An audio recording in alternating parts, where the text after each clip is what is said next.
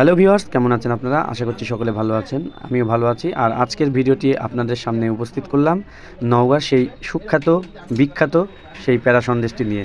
আপনারা যে দেখতে পাচ্ছেন যে প্যারা সন্দেশ, এটি কিন্তু বিভিন্ন দেশ বিদেশে রপ্তানি করা হয়। তাই ভিডিওটি না টেনে সম্পূর্ণ দেখতে থাকুন। দেখতে পাচ্ছেন শ্রী শ্রী ঈশ্বরী বুড়া কালীমাতা পূজা মণ্ডপ, তার ড্যানে একটি দোকান রয়েছে মিষ্টান্নের অর্থাৎ ভোগের দোকান। আর বামেও কিন্তু একটি আপনার দোকান দেখতে পাবেন, এই যে ভোগের দোকান। তো এই দুই দোকানেই কিন্তু আপনারা প্যারা সন্দেশ পেয়ে থাকবেন। তো যাই হোক, অবশেষে আমরা মন্দিরের ভিতরে প্রবেশ করলাম। মন্দিরের পরিবেশটি অনেক সুন্দর ছিল।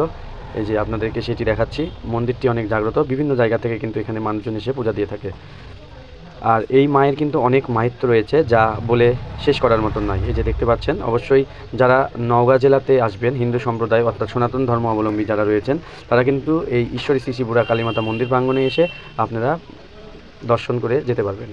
আর এই মন্দিরটি এতই জাগ্রত এবং অতীব প্রাচীন কাল থেকে এই মন্দিরটি আমাদের এই নওগাঁ শহরের প্রাণকেন্দ্র অবস্থিত। তো আপনারা অবশ্যই এখানে আসলে মায়ের দর্শনও করতে পারবেন, সঙ্গে সঙ্গে সুবিখ্যাত এই যে দেখতে পাচ্ছেন প্যারা সন্দেশ, এটি কিন্তু দেশ বিদেশের বিভিন্ন জায়গাতে কিন্তু রপ্তানি করা হয়ে থাকে। আমাদের এই নওগাঁ জেলার সুবিখ্যাত এই প্যারা সন্দেশ, এর গুণাবলী যারা না খেয়েছেন বলে শেষ করার মতন নয়। সেই জন্য আপনারা যারা নওগাঁ জেলাতে বেড়াইতে আসবেন বা বিভিন্ন কাজে আসবেন, আপনারা কিন্তু এইখানে বিভিন্ন রকমের মিষ্টান্ন বা প্যারা সন্দেশ রয়েছে, এটি স্বাদ উপভোগ করতে পারেন।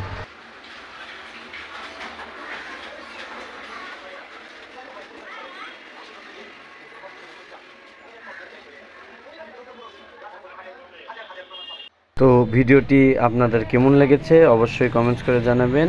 আর যদি আপনাদের ভালো লেগে থাকে অবশ্যই শেয়ার করে আরও অন্যদেরকে দেখার সুযোগ করে দিবেন। সকলে ভালো থাকবেন, সুস্থ থাকবেন, ঈশ্বর আপনাদের মঙ্গল করুক, এই প্রত্যাশায় আমার এই ভিডিওটি এখানে শেষ করছি। সকলের জন্য রইল শুভকামনা।